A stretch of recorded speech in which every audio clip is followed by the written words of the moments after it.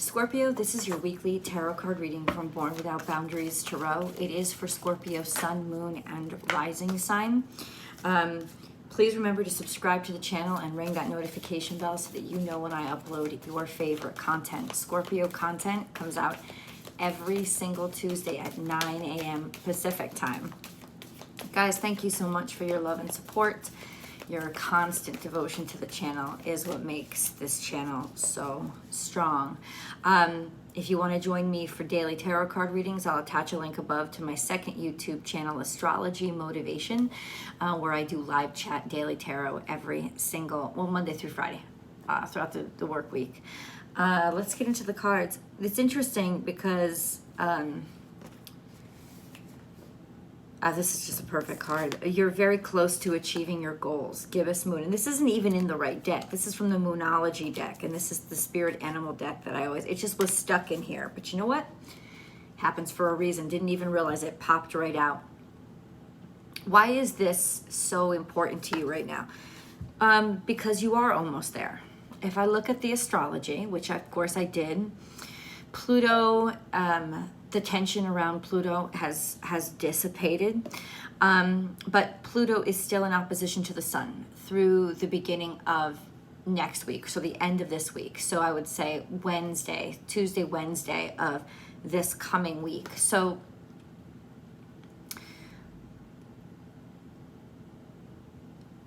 the tension that you may have felt with regards to anything that feels like it's trying to break you down, anything that feels like it's trying you, it's testing you, it's challenging you. That's about, Pluto's influence on the ego, on the sun. The sun is going to move into Leo, where it's even more powerful, certain and strong about itself. It burns even brighter. And this is around the time that the energy from that opposition to Pluto starts to dissipate. That happens around the 21st, 22nd. So that would be, around the time when the Pluto-Sun Pluto-Sun opposition dissipates. So they'll dissipate. It'll dissipate on Wednesday, and then the sun enters Leo on Friday. Now, what does that mean for you? It means the tension stops. It means that the sextile between Neptune and Pluto is still present, but the opposition to the sun is not. What does that all mean? You were being put in a position where you were being asked to reevaluate your relationship with faith itself, and how much faith do you have in the world around you or in yourself? How much faith do you have in yourself? And if you don't, why? And that's why all of those challenges and all of those almost seemingly maybe persecutions were happening to you, while you were being put through the ringer for the past couple of weeks. It is that opposition to the sun, especially in conjunction with that strong Capricorn moon that we went through last week, a really sort of eye-opening and awakening, holy crap moment around anything that has been keeping you from being the best of yourself, to bring you closer to the best of yourself, which is that sextile to Neptune, through your connection with your sense of spirituality, your sense of godliness, your sense of connectivity in general to the universe. It's breaking you down to purify you. It's only breaking down the crap that was getting in your way. What I'm saying is, the good news is this is dissipating. So by the end of this week, those challenges are going away. There's only room to grow now, which is why this is such an exceptional energy. Because it's true. You're very close to achieving your goals, and it's always the roughest right before things start to get better. And that's where we start off this reading. Act as if the abundant universe will provide. I want you to take that really literally, Scorpio, because what that is a leap of faith right now. It's this sense of fake it till you make it. Legitimately, what's interesting about fake it till you make it is you start to realize the power of activating your own mind, the power of your choices. Because even when you decide to not believe even when you don't believe something, when you decide to live as if it already is, it's already a reality, barring that step into becoming delusional, but just the understanding and acceptance of, listen, I have abundance. I am completely standing in my abundance. I am abundance itself. This sense of fake it till you make it is actually the process of really making it. Like, that's what it is. So there is this sense of act as if the abundant universe will provide. Act as if you have faith. Act as if you don't feel that you're being persecuted or that God is against you. Instead, fake it till you make it and be like, nope, God is good. Nope, the universe has got me. No, this universe is abundant and I am surrounded by abundance. And it's interesting because even if you're homeless, living in and out of shelters, you will start to see abundance where you didn't see it before. And that's when you start to realize and awaken to how powerful your mind is and how the world that you live in is actually, at least in part of the way you perceive it. Your perception actually helps to design the world that you live in. And so this is saying, act as if the abundant universe will provide. The universe is on your side. The universe is sending abundance to you in ever increasing amounts. And there are good things happening around you and to you every single day. And if you say that mantra over and over and over again, it's going to have a powerful impact on this week, Scorpio, and how you start to see things and how you are reprogramming your mind to see the absolute best. And it's legitimately, this is like turning a key to abundance immediately within this week. That is going to turn a key. You say, act as if the abundant universe will provide. This could also be realizing that you're sitting on a gold mine and just not wanting to announce it yet, just not wanting to say anything about it. And that's not because you're not proud of it. It's simply because in some ways you don't want to share it. Maybe you just want to sit there and enjoy the abundance for yourself right now. And that's fine. But don't sit in that too long, because that can also isolate you and create a disconnection that could start to grow around you. What I am saying to you guys is this is a very powerful week where you're finally going to be recognizing and realizing your power. I feel like your power was released last week, but what do you do with it? Well, you can change your world. And you absolutely can. And it's simple and it's subtle and it may seem like not exciting at all. But honestly, Scorpio, turn this key and you are legitimately programming perhaps the rest of your life. Definitely the amount of abundance that's coming into your life.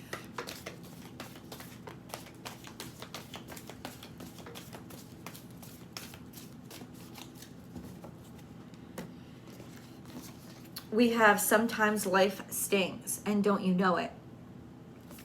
This is Scorpionic energy. This is your energy. The way I read this card, so you have 10 here, you have 10 here, and you have 5 here. When you add up the numbers, 1 plus 4 is 5. So there's a change in your abundance. There's also a change in the way that you see abundance. Sometimes life stings.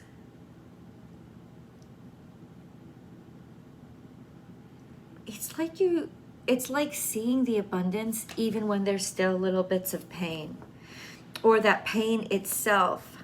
Hold on. There's something here bothering you. There's something here stinging you. There's something here that's activating or challenging your ability to see the best in life. Learn from the past. Could it have been a relationship with your maternal figure or your paternal figure, something parental?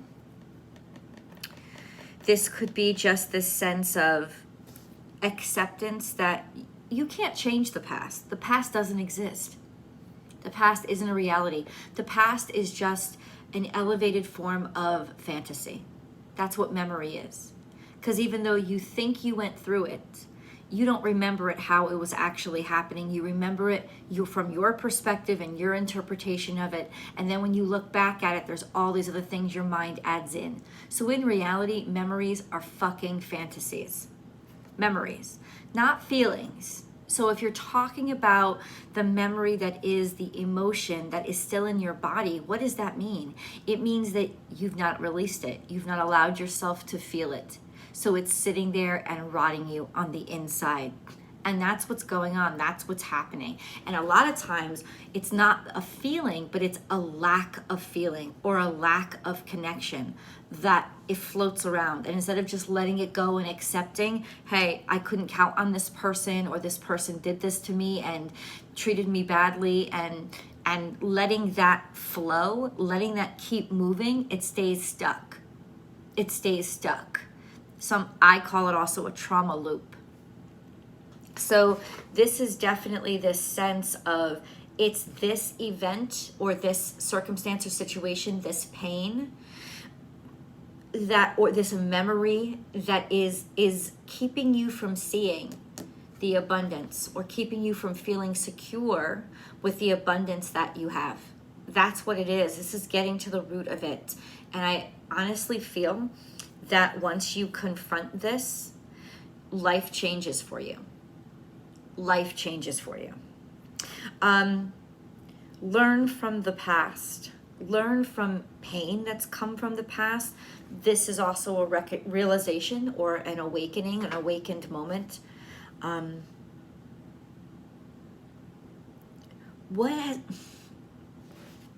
The problem with learning from the past is that we don't learn from it. We just sit there and stare at it and let it keep replaying in our head.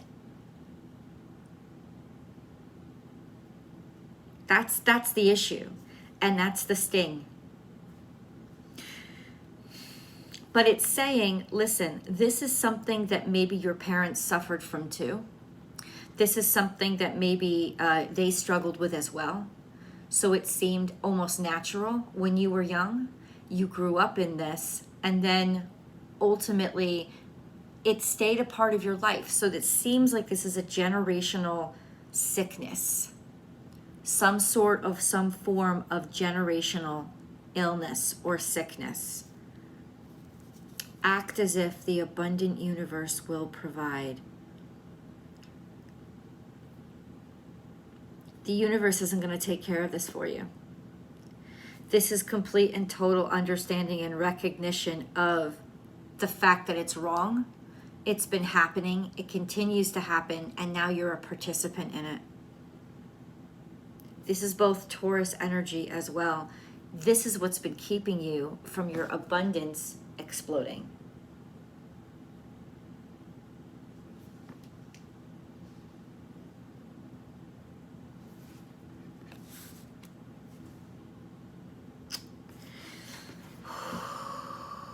But you're very close to achieving your goal. And how many times have you been this close to achieving your goal and then sabotage?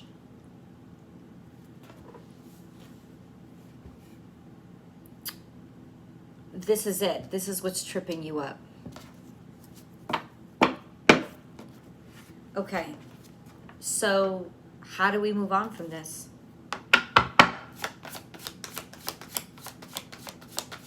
How do we move on from this? That's interesting. Was a blatant answer. Popped right out. You saw it. Joy. Joy. Now, joy isn't escapism, and joy is not pleasure. Joy is those simple things that you can all of a sudden be brave enough to allow yourself to just fill your heart and bum rush your heart. It's almost like cleaning it out. Allowing things to touch your heart. This could also be your children, if you have them or when you have them. This sense of your children's joy, seeing them, watching them, understanding them, or your children actually working out, maybe even your grandchildren, a child, childlike quality, allowing them to bring out that child in you that has been stuck, that has never gotten a chance to be. Now, this is a sense of maybe overindulging in too much childhood play, or continuing to act or behave like a child, which is a human being that's out of control of themselves. And in that case, there would be a perpetuation of a very toxic cycle of robbing your children of their childhood because you continue to persist in being a child when someone needed you to be an adult, because it happened to you. Because what being a child really is being able to be a mess because your adults have got things covered. They've given you stability. They haven't moved you around from place to place. Like there hasn't always been constant, like something, just constant storms, constant turmoil around. There hasn't been a need for them to grow up too fast because their parents didn't grow up at all. There's something here with that cycle that is really, you're confronting it right now. Because I think a lot of times, especially as a reader and an astrologer, when I talk about joy and that inner childhood, people use it as this interpretation, as this excuse of, oh, I could just go ahead, I should just go play, I should just go be all about me, self-love. No, that's immaturity. There's a difference between self-love and caring for yourself and allowing yourself to be selfish the way a 5-year-old would, because children are selfish creatures. They're self-centered. They don't know the world. They're not connected. And that's why they need adults to teach them, help them, and secure them while they come together. This is actually a sign that you haven't come together, or parts of you have not come together. And it's because they haven't been given the nurturing, which is the security to be able to come together in. Something was always falling apart here. Could have something to do with drugs and alcohol. Always pretending like everything, let's switch around what I said in the beginning. Always pretending that everything was okay because it wasn't, and pretending was the only thing you had. Which is good, fake it till you make it, but honestly, you still have to make it. You still have to, in some ways, find a way to realize what you were really faking. And I think what you were faking was that everything was together. That's what act as if everything is together. Act as if I really do feel secure. Act as if everything's gonna be all right. And the truth is, it wasn't. And that's why things persist to be crumbling, because you never got the reinforcements or the time to go and build those boundaries, those walls that you needed in order to not keep leaking, right? And that's this realization now of, I'm still in so many ways a kid. And in so many ways, I do need this extra support and this extra help, right? And once you get it, you won't need it forever, Scorpio. Once you get it, you will actually then really never need it again. Really have that bones, that internal structure that you've always... Now, you're not going to get it from somebody who's been perpetually sick. And that may hurt. But that realization is going to release you so that you can actually realize, I can't keep looking in this direction. And what I've got to do, in some ways, what we all kind of like experience when we're going through trauma is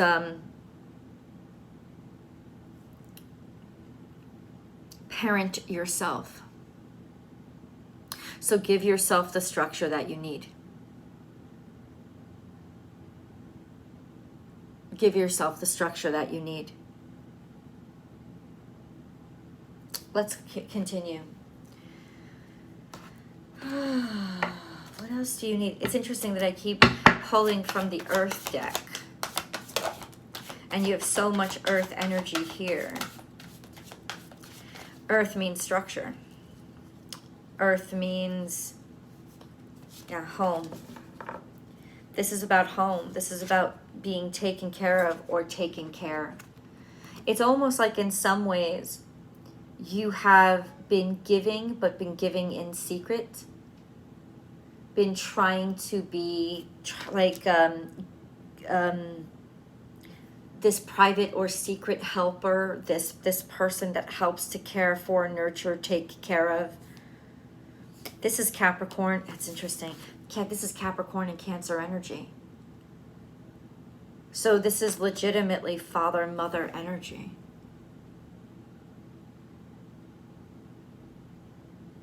This has got a lot to go. This reading is gonna go way deep. So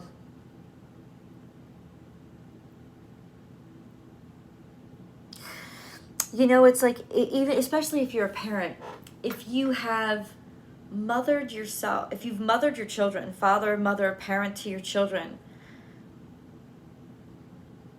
but have you, there's almost still a need in you to be cared for that way. That's what you're looking for. You're looking to be cared for in the way that parents care for their children, unconditional and responsible. Somebody who will be the adult for you.